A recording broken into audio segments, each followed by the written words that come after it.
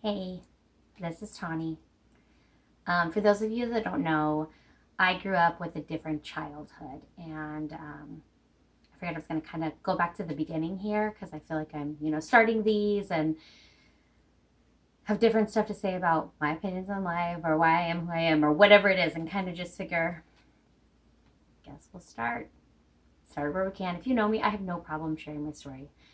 I don't think it's a bad thing. I'm not ashamed. I'm don't feel like anyone has a reason to look down on me, anything like that. I think there are reasons that we don't like to or we feel different about it. And to me, my story doesn't define who I am. And I think that mine has a positive outcome a lot more than many do. So if anybody can understand it or I can give them motivation to get through something, like ultimately, our situations can turn out better by our choices. We can define how it ends. So, anyways, just starting there. Mine was maybe worse than some childhoods, but it was also better than many. So I don't think any of us need to compare where we were at. Mine was mine.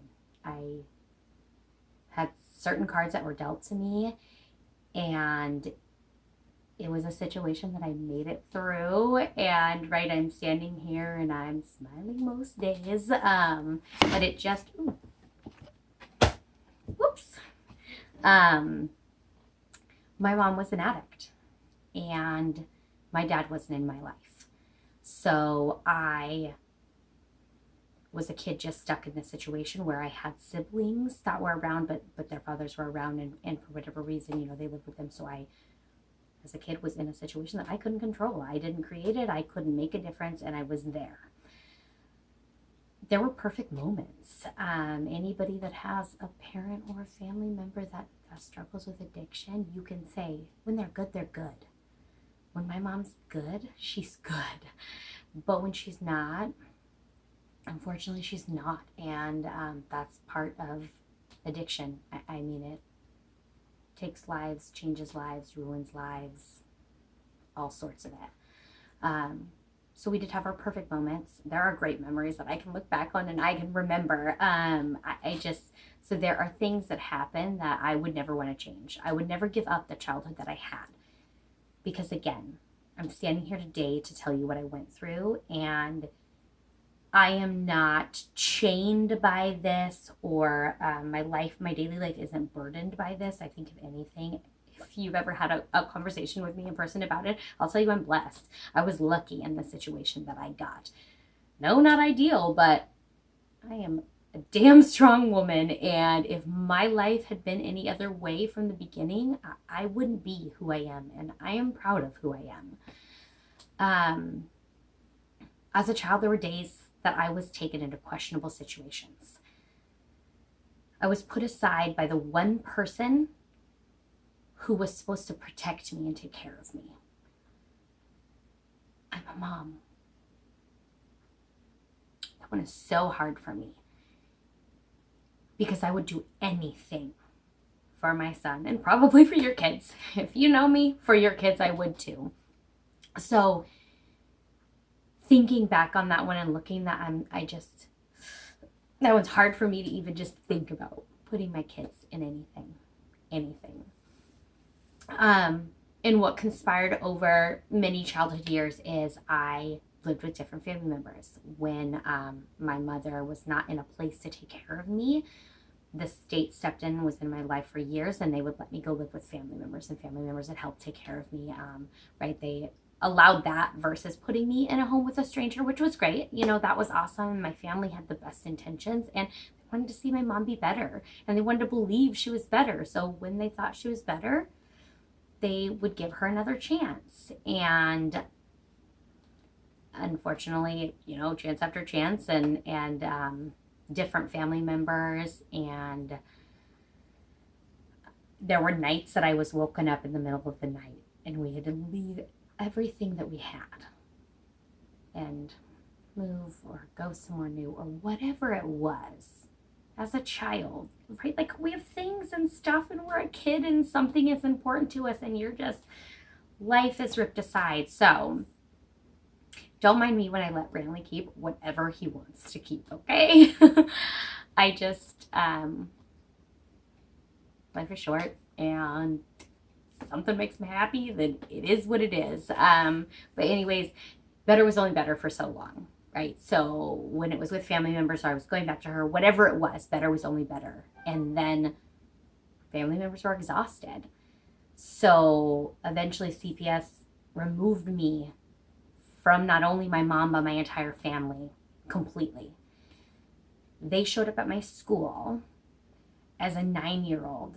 I stepped off the bus from a field trip, and my CPS caseworker as well as police officers were standing right there to like collect me and to take me and rush me off aside. And I can remember the school that I was at, and we had the pods out on the side, like a couple of the classes were in pods, and rushed me out to one of those. I couldn't even look at her. I couldn't even say my goodbyes. I was just taken aside, and they explained to me that I couldn't go back to my mom's house, and you know, somewhat explaining the situation. But right, I'm this 9-year-old little girl coming home from a field trip with what I have on, with my backpack, and at that time, like who I was with where my life was, and my family will still tell you to this day, like I showed up to their house with like album of pictures in my backpack, right? Like then it was film you developed and stuff, so I had pictures. So I have a ton of pictures like of me and my siblings when I was little and stuff. I carried pictures every single day in my backpack. So if you know me, pictures I love. Well, that started at a very young age. I have always how else to hold on to memories, right? So that night they took me to a stranger's home. In the middle of the night, I was being dropped off with strangers. Guys, my story is a good one, and it's one that ends in a positive way. And again, I am blessed and lucky to have all of the things that I have had in my life. One that I was loved and supported by strangers that owed me nothing. Whatever it was in November of 1996 that changed their hearts, that they made an exception for a 9-year-old little girl to come into their home and stay with them. So, they're minimal, but sometimes they get heavy. Again, if you know much of my story, my foster parents had fostered many kids, and what their rule was, they had 2 boys, one being at that age, like he was 9 as well, so he was just older than me, and then a 9 and a 12-year-old, right? They were just right around that age, so they were never going to have a girl close enough to their son's ages to have anything questionable, right? Just we're going to have little kids, we're not going to invade their privacy of the same age or the same type of likes or needs or whatever it was, just little kids, or maybe boys around their same age, just occasionally, whatever it was. So they made an exception to agree that it's an emergency, you guys have no one else, we'll take this little girl for one night. And one night ended up turning into a weekend because they couldn't find anybody else. So just, you know, this one night turning into days, turning into months, it turned into almost a year. These strangers became family and got to a point that they loved and adored me. I mean, why wouldn't you? I was just as sassy and stubborn then as I am now, and you all love me. But they got to the point that they were interested in adopting me if that was an option. Like I had said early on, my dad wasn't in my life, and it wasn't necessarily by his choice. My mom got to a point that she said you couldn't be. She didn't let him. She didn't accept it, and it was whatever it was then. But so they helped me find my dad, and you know, looked for him and searched for him. We had visitations. I got to visit with him. I had a little sister. You know, all of these things, and they helped and supported in whatever choice. Sorry, something is vibrating. Supporting in whatever choice I wanted. It came down to saying, would you like to be adopted or would you like to go live with your dad? And I think both families were like open to it. And I think, my dad had his thoughts on what he wanted it to be, but, maybe ultimately, I don't know, maybe would have accepted. I don't know. I don't know how my life would have turned out any different. And I don't wish for that because I was incredibly blessed. I chose to go live with my dad. When I was 10 years old, on my 10th birthday, I, left my foster family's home and I moved in with my dad, and I got both families out of the deal. I didn't lose out. I was lucky that I added parents and brothers. I mean, I could give them up some days, but, I mostly like them. Grandparents, aunts and uncles, cousins. Later on came the cousins. But I was blessed and lucky that all of these people were here and staying supportive. And I think that I've had that conversation with many people. Like, there are never too many people that can love us. There are never too many people that can love my son or can love, my best friend's kids. Like, we just love and support and be there in whatever avenue you can. Like, there's never too much. Life can be stupid. And life can be so confusing, and we can not understand why we are in moments and where we are at and why this is happening to me. What did I do? Because I don't deserve this. Or do I deserve it? We find ourselves in crossroads all the time of not being able to get where we're at. And sometimes we're never going to get those answers, right? That's never going to change. Things are going to happen. That is life. And man, we've got all the years for that to happen. But I promise you, things happen for a reason. Everything happens for a reason and has a way of working itself out. Whether it's your lesson to learn or you're put somewhere to teach others. Because there are a lot of times in my life that I go through something and I'm like, man, that sucked. But you know what? I'm really glad I was able to help teach them something really well. And now, like, they can grow and they can go on. And I'm over here, like, picking up the pieces of whatever it was. But, right, it's different for different things. And then there are moments when someone is in my life and they are to help me get somewhere. It didn't benefit them, but someone put them here to do something that I needed.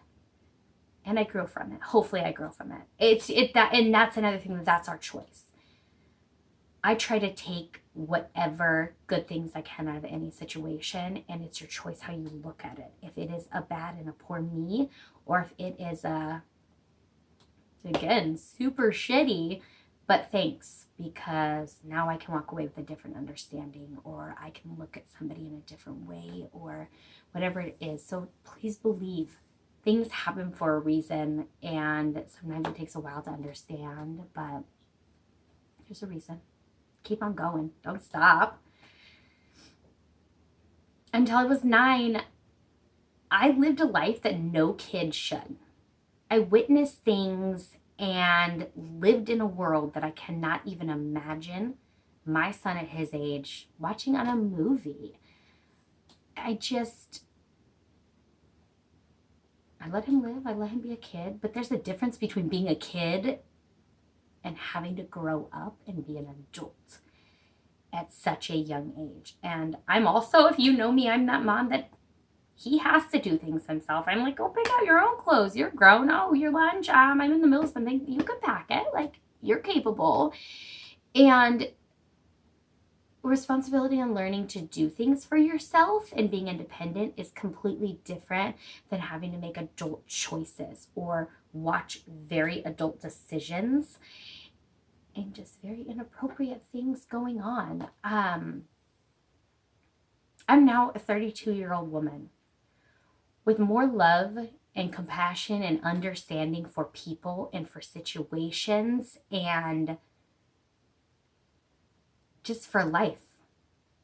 I love life and I am happy to be here, and I know that I have a good one.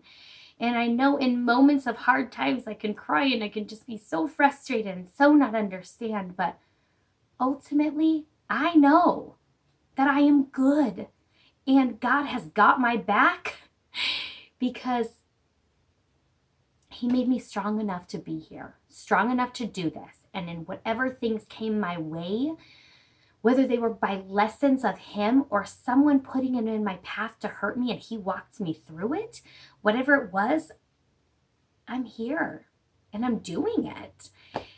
And for the most part, I'm doing it pretty damn well. I believe that God created me to be a mother more than anything else.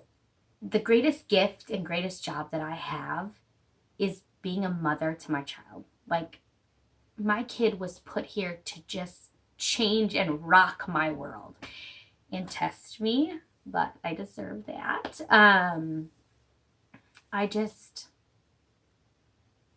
I've been through it. And for choices that I didn't get to make, other people, put me in those at a young age when I wasn't old enough. So whatever it was, that made me stronger. Strong enough to rise past it, to rise above it, to become somebody that I like and somebody that I appreciate. Things happen. Keep going. I just keep going and keep trying and love yourself and give yourself credit for the good things that you do and be hurt and be down and have a bad day. But just remember that we all go through it and there are other people in similar situations or that have been through stuff, but you'll survive and you'll make it, and there's a reason you're here. You're loved. We're loved. We have so many people around us that sometimes we just don't even realize.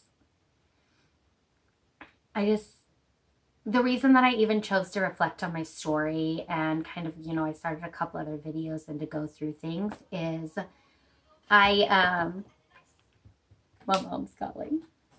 That would be the amazing foster mom that I have that has been in my life ever since she chose to accept me in that day. So she is one of my strongest support systems. But anyways, the reason I chose to share it was, I know you guys see my pictures.